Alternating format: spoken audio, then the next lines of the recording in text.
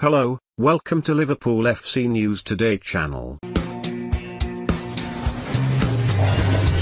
The first week of the summer transfer window for Premier League champions Liverpool has been, as Jurgen Klopp said it would be, uneventful. Chelsea have already signed Hakim, Ziyech and Timo Werner and are now pressing on with plans to sign a new goalkeeper, Ben Chilwell and also Kai Havertz.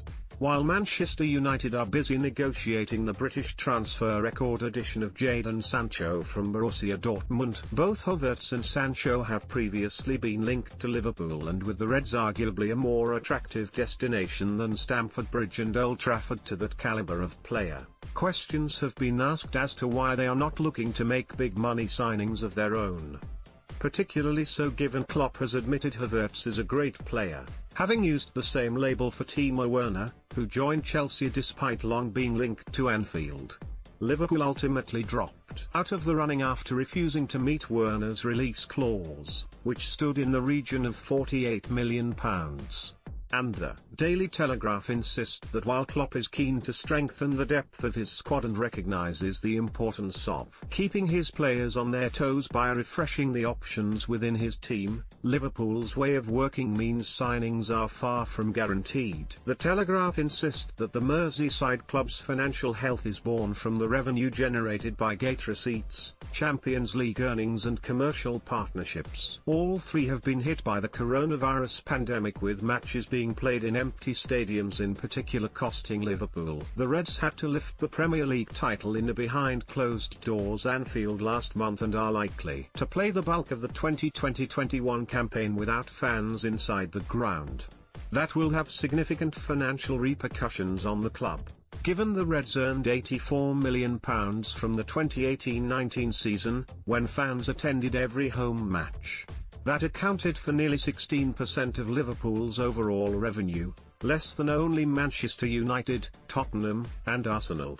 And the fact very little is known about plans for next season's Champions League also creates further financial uncertainty. The lucrative UEFA competition provided Liverpool nearly £100 million in 2018-19 when Klopp's side went on to beat Tottenham in the final in Madrid. As a result of the COVID-19 crisis, this year's quarter-finals and semi-finals will be single legs at neutral venues, and so club incomes are expected to be impacted.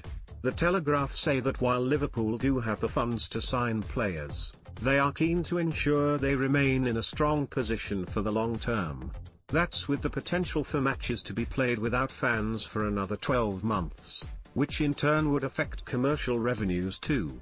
United's commercial income remains substantially greater than Liverpool's, while Chelsea have the riches of Roman Abramovich to count upon. Liverpool's system under owners Fenway Sports Group has however been more self-sustaining, and they do not want to gamble just yet, though they could do deals if the picture becomes clearer in the next few months. The window is open until October 5th. Which, although players like Sancho and Havertz may well be United and Chelsea stars by then. Speaking in July, Klopp said of Liverpool's plan for the window, "I don't know if you can get that sort of thing on the transfer market. We had to build this, and it's not about spending. It is about having the right team for the next season, based on your own situation. The club cannot buy just because other teams buy and everyone wants us to.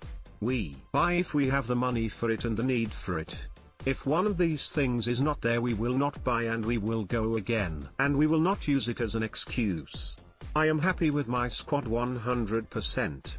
I was last year when people wanted us to sign him, but because of our reasons we did not do it.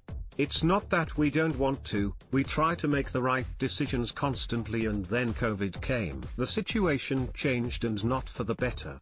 It's not that we think we cannot improve with transfers, we do what is right for us and what we are able to do, that's all." He added, "Imagine last year, 97 points, and what would your recommendation have been to me transfer-wise? Who should we have brought in to close the 1-point gap to Manchester City? I don't even know who was available. There were a lot of recommendations out there, I'm sure.